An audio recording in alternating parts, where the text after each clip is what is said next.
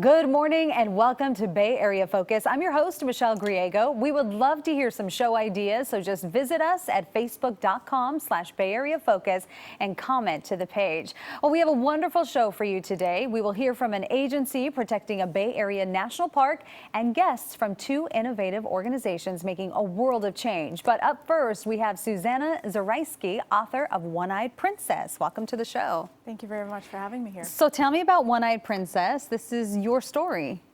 Yes, so I was born cross-eyed. I was born in the former Soviet Union, and I was put in actually a preschool for the developmentally disabled, which I wasn't, but because my eyes were both crossed, that's what happened. And when I came to the US at the age of 3, I got my first operation, and I was left with a lazy eye, and then I had my second operation when I was 17. But what I didn't learn from any of the doctors I went to is that I didn't see in 3D. And what happens is that for the 2 to 5% of the population of people who have misaligned eyes, our brain doesn't fuse the image from both of our eyes. And so therefore we don't see in 3D. Okay, and you brought some things with you to further explain for us who have not experienced that. Yeah. You have something with 2 pens, Yes. an exercise Yes. that will give us an idea of what you go through. Exactly. So right now I do have more depth perception because I've been doing some vision training for over 6 years. What happens is if you try to use both your eyes and you're trying to put one pen on top of the other, it's a bit easier. If you close one eye, it's very easy to miss. Okay. And it's hard to see such detail and such distance. So for those of us who don't have depth perception, it's very difficult to drive, very difficult to park. For me, it's even hard walking down the stairs sometimes because I don't see the distance from one stair to the other. How common is this?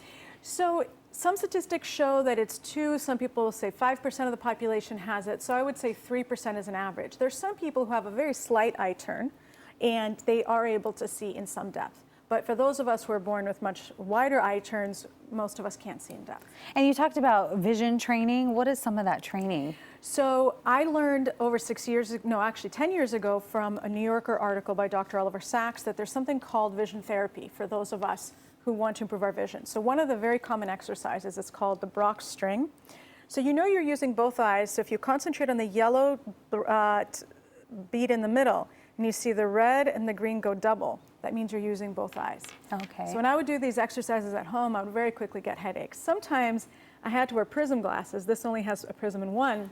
And I'd walk around the house and do exercises looking like this.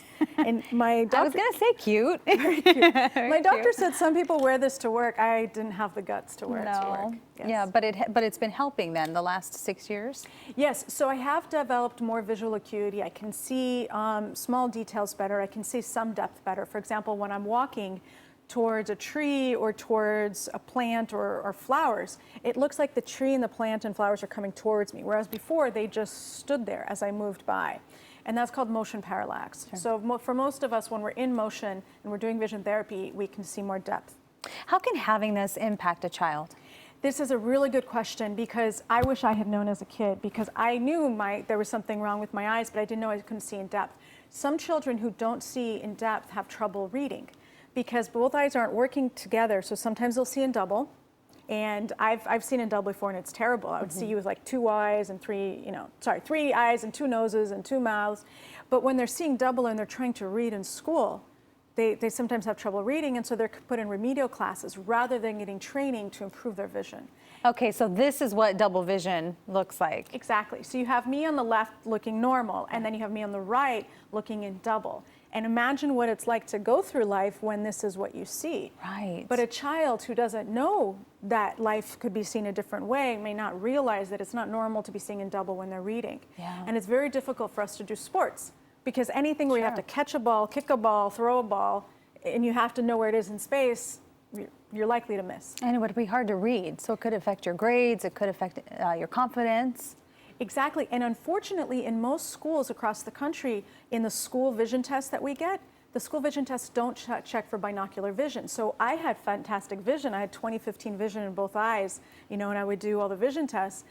But the vision test didn't tell me that I wasn't using both eyes correctly. So it's very important for parents to know.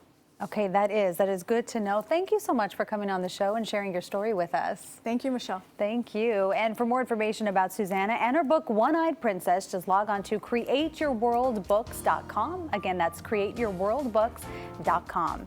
Coming up, a look at preserving a local national park. We'll be right back.